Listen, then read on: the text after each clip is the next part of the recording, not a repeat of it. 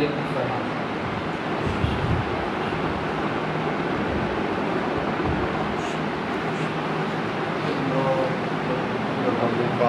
اعوذ باللہ من الشیطان الرجیم، بسم اللہ الرحمن الرحیم۔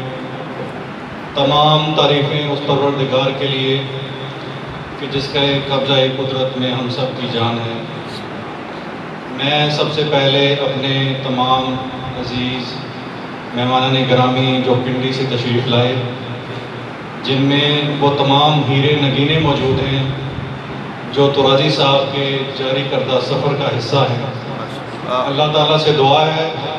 کہ اللہ تعالیٰ ہر قدم پر ان کو خراج عقیدت عطا فرمائے اور اس سفر کو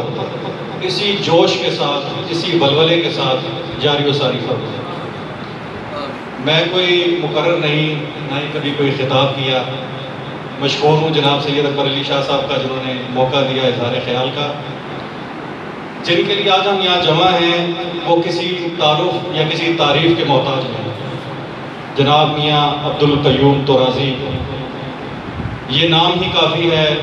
اس چیز کو جانچنے کے لیے کہ جنہوں نے نعت کا جو معیار سیٹ کیا ہے، جس پہ کوئی کمپرومائز نہیں، اور آپ یہ سامنے دیکھ رہے ہیں مرد کلندر، صادق، عاشق اور واقف آداب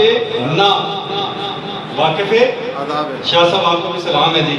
کہ آپ نے ان الفاظ کا انتخاب کیا۔ جب میں نے پہلی دفعہ ان کو سنا تو یقین مانیے کہ ایک دفعہ روح نے بھی کہا کہ حب محبوب الہی ہوتا کیا ہے۔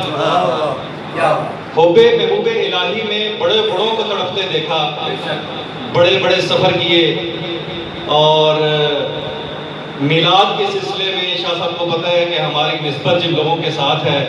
ہم ان کے خادم، ان کے ڈرائیور بن کے کشمیر، خیبر اور کراچی تک بھی گئے۔ ایک پچھلی محفل میں حضرت صاحب فرما رہے تھے بڑے بڑے جبوں کبوں والوں کو حضرت صاحب نے بتایا کہ حبیب سے محبت کا انداز کیا ہے، اور سلام ہے حضور آپ کو بھی کہ آپ کو جن کی نسبت اور ہمیں جن کی نسبت میسر رہی،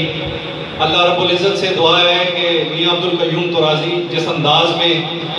ہمیں یہ سکھا گئے کہ حضور کی نعت کو پڑھنا کیسے ہے، سننا کیسے ہے، اور اس پیغام کو آگے لے کر جانا کیسے ہے، اس سلسلے کو جاری و ساری فرمائے۔ ایک انداز جو ان کا میرے دل میں ایسے چھا گیا کہ شاہ صاحب کو میں کئی دفعہ وہ انداز کر کے بھی دکھاتا ہوں کہ اے زائر طیبہ، اللہ جانتا ہے کہ یہ الفاظ میرے جگر کو چیر دیتے ہیں۔ اے زائر طیبہ، بڑی ادب کی جا ہے، نائے دل کے دھڑکنے کی آواز یہاں۔ یہ وہ الفاظ آپ کے درمیان میرا ننھا شہزادہ بیٹھا ہے کہ اس کی آنکھوں میں بھی آنسو آ جاتے ہیں۔ میں نے درخواست کی شماس الحسنین صاحب سے کہ آئیں اور وہی الفاظ جو وہ اپنے دل سے، اپنی محبت سے آپ کو بلا کر سنا کرتے تھے، وہ ہمارے سماعتوں کی نظر کریں۔ آپ سے یہی التجا ہے کہ اپنے بچوں میں حب رسول، نعت حب رسول، جو انداز ترازی صاحب ہمارے دلوں میں، ہمارے سینوں میں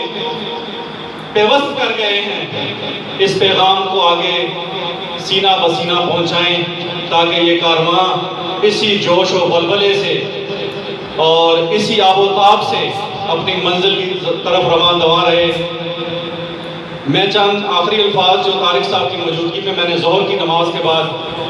ان کی تعریف میں کہے، میں نے فرمایا کہ ترازی صاحب، آپ ٹرین کا وہ طاقتور انجن ہیں جو محبت رسول، عشق رسول، ادب رسول کے ساتھ اس تیزی سے منزل کی طرف نوجوانوں کی ٹرین کو لے کر جا رہے ہیں کہ جس کا کوئی ثانی نہیں۔ اللہ آپ کو دراز عمر عطا فرمائے۔ کیا معلوم تھا کہ ان کے وہ نعرے جو انہوں نے آخری محفل میں بچوں کی تمام تر ذمہ داری